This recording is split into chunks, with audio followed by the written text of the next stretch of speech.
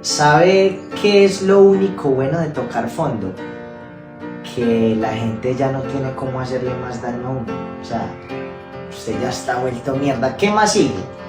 O sea, por más enemigos que usted tenga, por más gente que haya deseándole el mal, ya de allá de ese hoyo en el que usted está metido no va a pasar más para abajo.